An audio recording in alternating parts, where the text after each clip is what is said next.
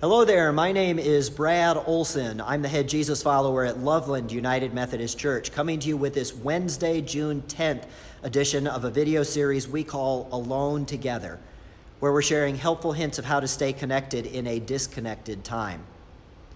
Today, I, along with a lot of the rest of the country, am thinking about the issue of racism, the idea that one person is better or worse than another because of the color of their skin. And I'm also thinking about Pringles potato chips. I went shopping for some this morning.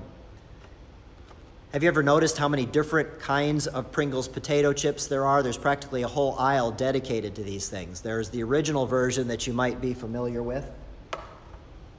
There's the salt and vinegar version. I think that's my wife's favorite. There's the cheddar cheese flavor.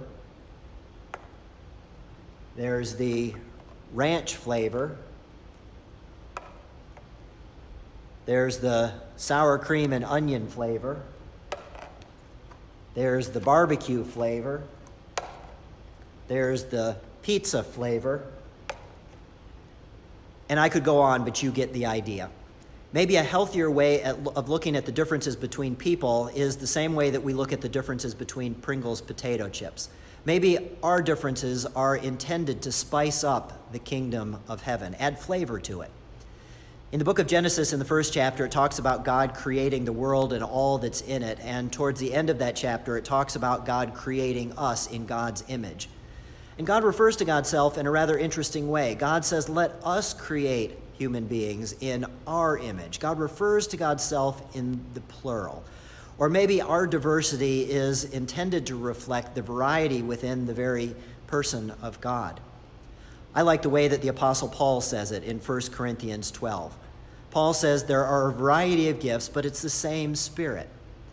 To some is given the gift of wisdom, to some is given the gift of knowledge, to some the gift of healing, to some the gift of discernment, to some the gift of the ability to speak in tongues, to some the gift of the ability to interpret what people who are speaking in tongues are saying. But it's the same Spirit who activates the gift in each. So I hope that when you see another person who is different from you, you will see in them the fullness of the kingdom of God. Please continue to pray for those who are infected with the COVID-19 virus. Pray for those who are on the front lines of treating those who are infected with the COVID-19 virus.